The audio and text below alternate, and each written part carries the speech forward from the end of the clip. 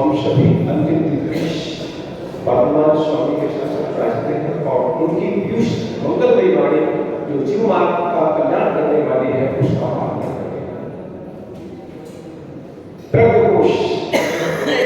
प्रज्ञकोश काल में कारण और कारण में काल देते हैं।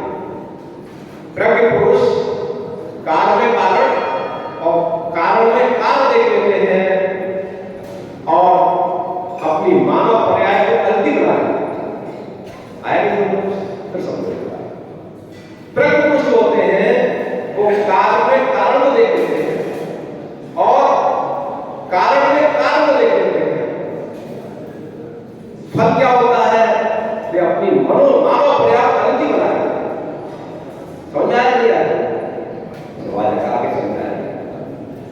देखो संसार का प्रत्येक कण कण स्वतंत्र है। अशोक भैया कण कण स्वतंत्र है।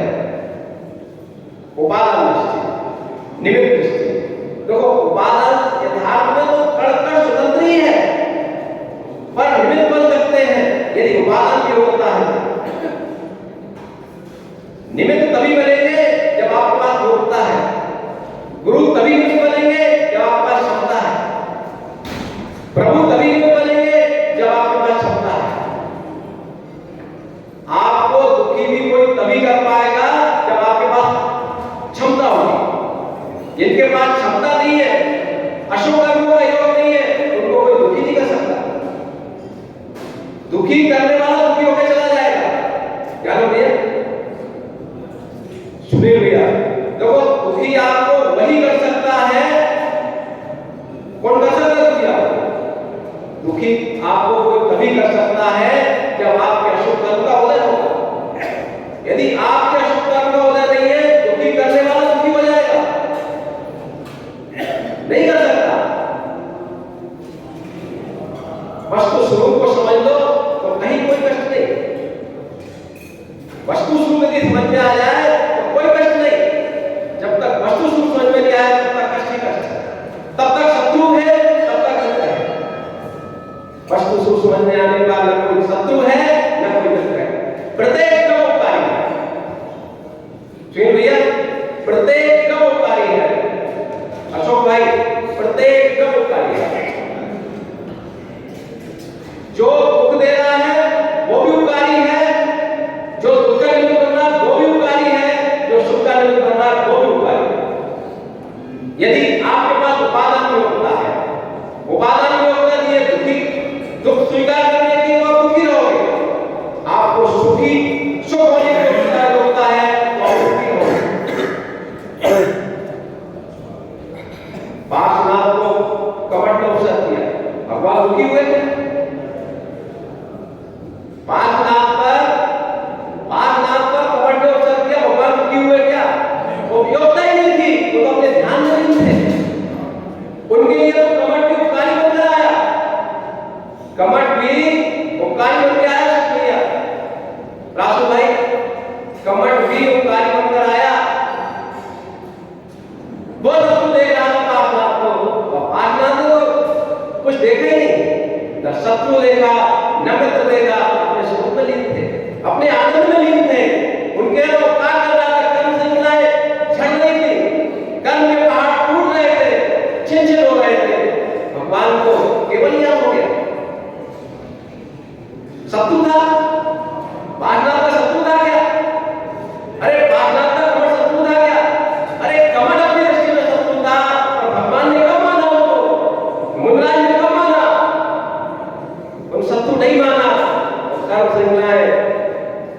हो गई, भगवान को केवल ज्ञान हो गया, मुन्नार को केवल ज्ञान हो गया, पास मुन्नार को केवल ज्ञान हो गया, प्रभु बन गए, गोपीनाथ बन गए।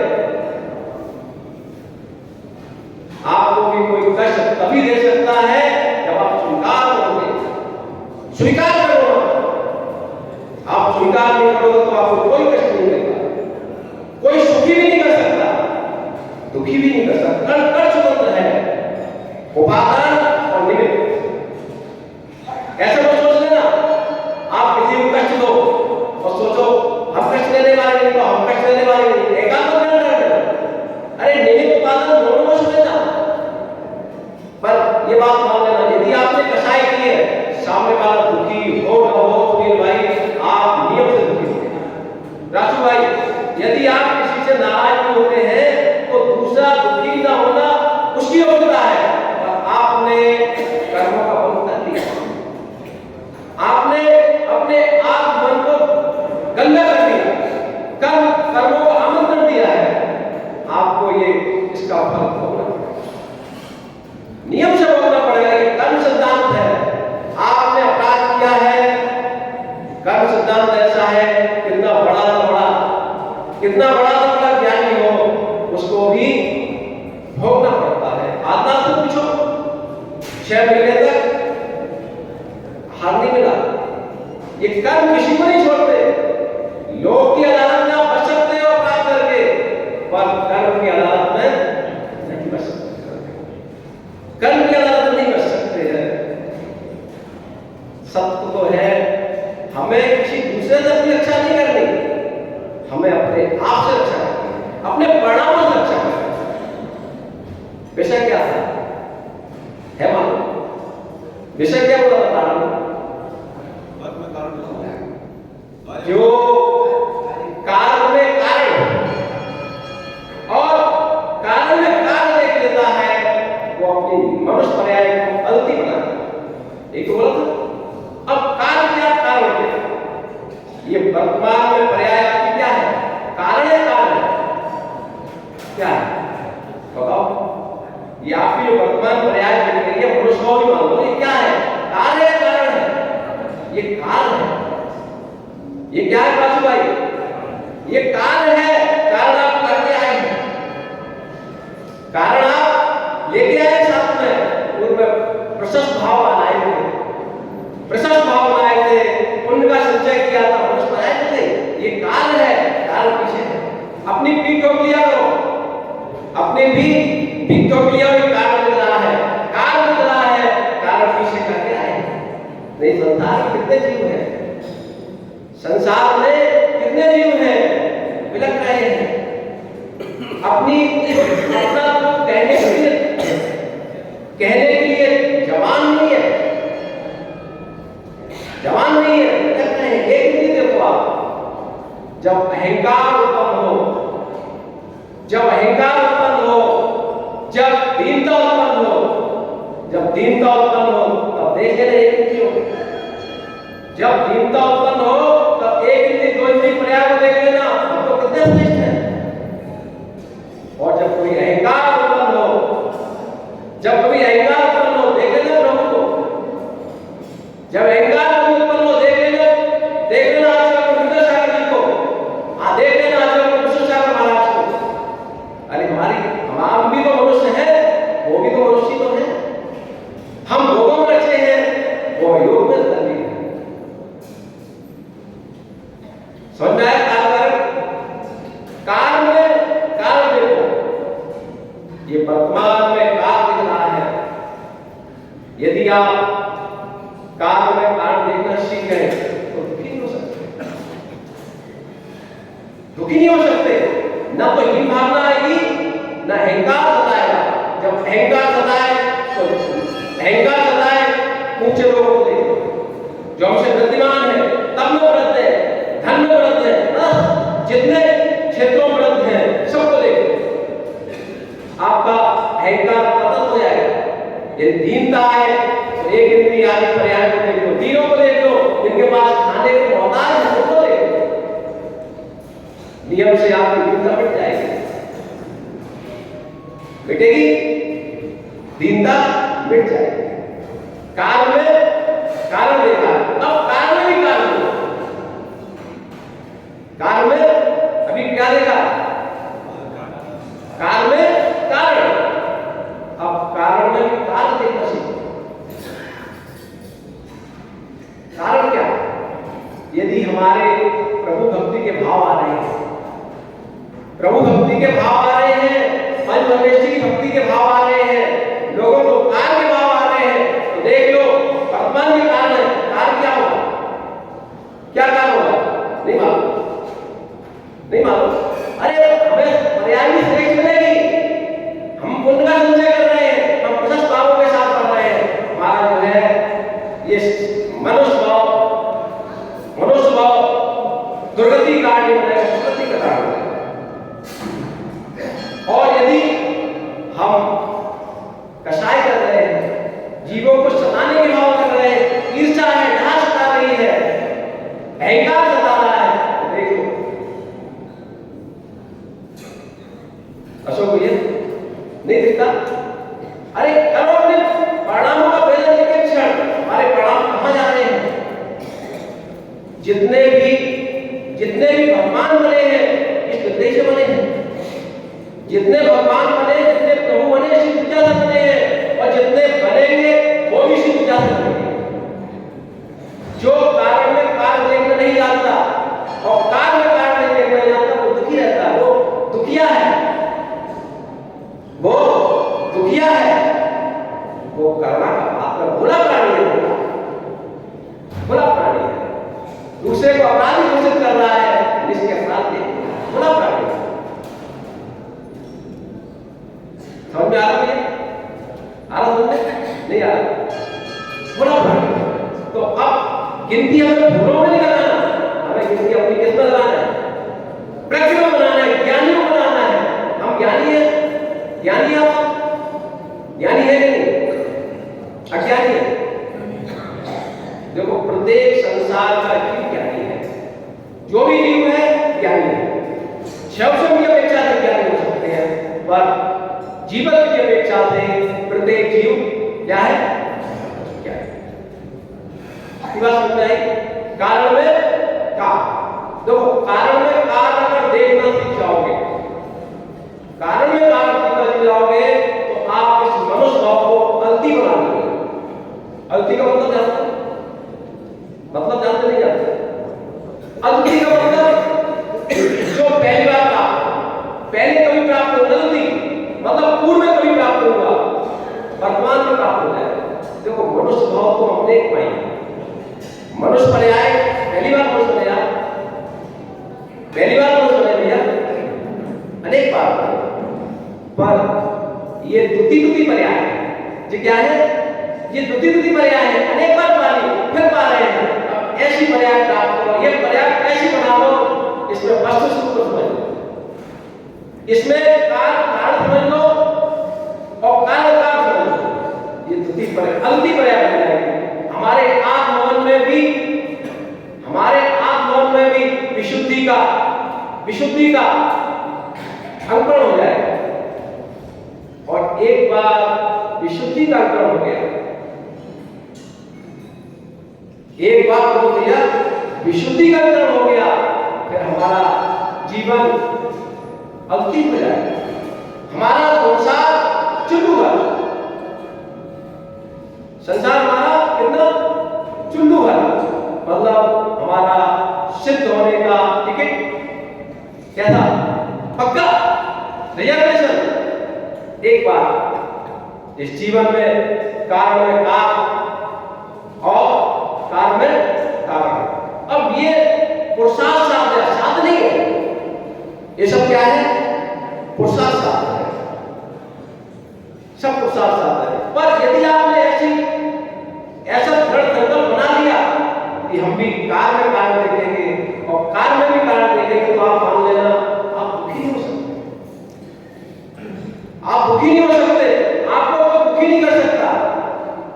फिर आप अशुभ कर्मों की निरंतर निंदा करेंगे, शुभ कर्मों का आश्रय करेंगे और प्रशस्त भावों के साथ एक दिन केवल ज्ञान को दूर करेंगे।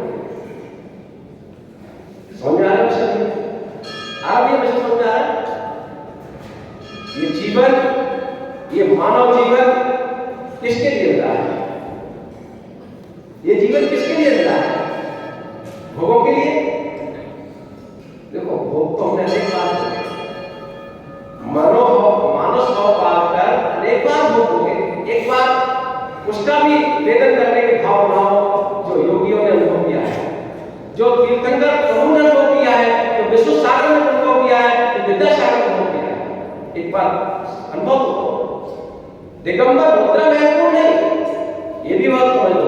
दिगंबर मुद्रा प्राप्त करना कोई महत्व नहीं रखता। दिगंबर मुद्रा है तो हमने अनंत बार पाई। छड़ा में आता है नहीं, क्या आता है बताओ? नहीं यार, नहीं मालूम? अरे आप बोलो नहीं।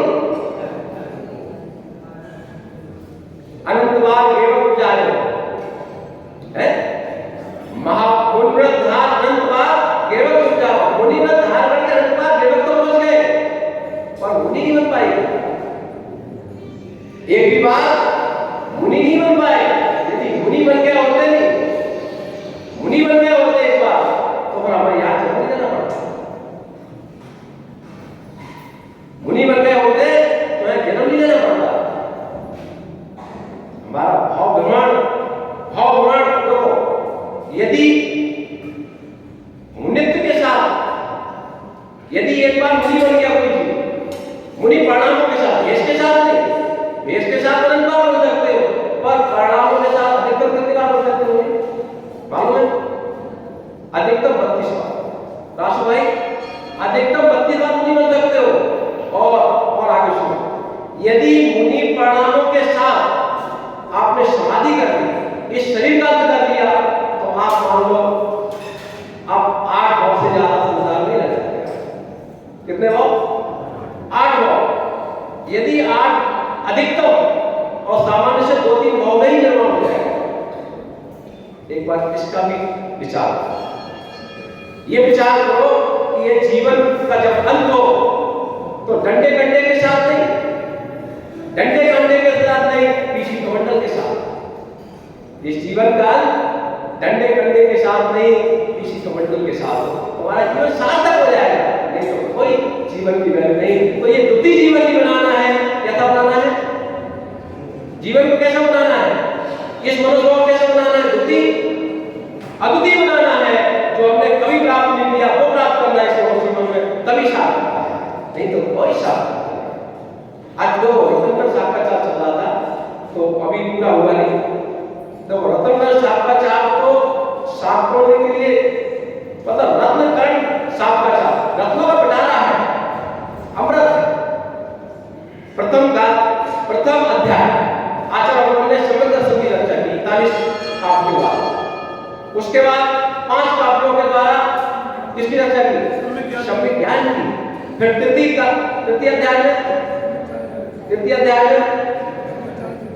अध्याय में मतलब 46 20 का किसके हैं? चरणायोग के।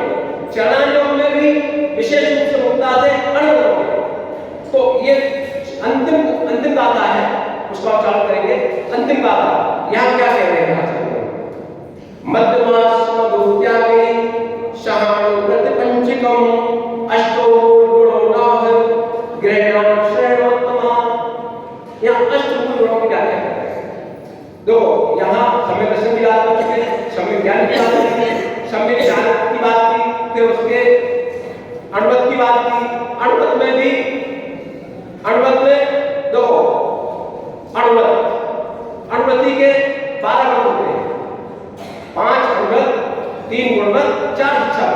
तो ये 5 अणुवत की चर्चा की तीसरे अध्याय में, उनके विचारों की व्याख्या की, फिर उसकी जो है लाभ क्या होगा उसकी व्याख्या की, फिर आगे कह रहे हैं अष्टमूल की बात कर रहे हैं। तो मध्यमास मधु क्या है? मध्य का त्याग करो, मशूदा मध्यमास मधु 3 मकार, और फिर पंचांग साढ़ू पंचू और 7 में 5 अंक। आचार्य ऊपर समन्वय स्वामी ने जो अष्टमूल का जो विषय बताया है वो क्या है? 3 अणुवत नहीं, 3 मकार और पंच अणुवत, इनको क्या कहा है? अष्टगुण कहा है। हालांकि अनेक आचार्यों ने अलग व्याख्या भी की है, ठीक है। अष्टगुण मतलब ये जो है गृहस्थों के श्रवणोत्तम मतलब मुनीश्वरों ने तीर्थक कर्तव्य होते मूल गुण के। अब देखो क्या है, यदि आप कारण में काल देखना जानते हो, कारण में काल देखना जानते हो, तो आप कषाय नहीं कर सकते, 5 पाप नहीं कर सकते, 5 पाप नहीं कर सकते। यदि कारण में काल देखोगे, यदि हम 5 पाप करेंगे तो क्या होगा? दुर्गति होगी। और 5 पापों को छोड़कर अनुवृत्ति बनेंगे, महावृत्ति बनेंगे, तो क्या होगा? हमारी पर्याय उत्कृष्टता की प्राप्ति। तो इसलिए कारण में क्या देखना है? कारण में काल देखना है। और काल में यदि काल में कारण देखना सीख गए, काल में कारण देखना सीख गए, तो अहंकार भी सताएगा, दीनता नहीं आएगी। और यदि कारण में कारण देखना सीख गए तो हमारा पतन नहीं होगा, हमारा उत्थान होगा। हम भी एक दिन भगवान बनेंगे, हम भी अपने सहज स्वरूप को पाएंगे, ठीक है। शेष से आगे इतना सा बचा। आज बचा थोड़ा चुप करना, क्या बोल तो भी एक बात क्या सुना? कारण में कारण और कारण में कारण। यदि कारण में कारण देखते रहेगा तो हम दुष्प्रवृत्ति नहीं कर पाएंगे, हम 5 पाप नहीं कर पाएंगे। कारण में यदि कारण देखने लगेंगे तो हम झूठ नहीं बोल पाएंगे, हिंसा झूठ चोरी उसी प्रकृति से बचते रहेंगे। और यदि कारण में कारण देख लेंगे तो अपने दुखों में भी समता को धारण करेंगे, ठीक है। सबके जीवन में निर्मल काल कारण अवस्था कायम हो, हर व्यक्ति काल को देखे, दुखों के उदय में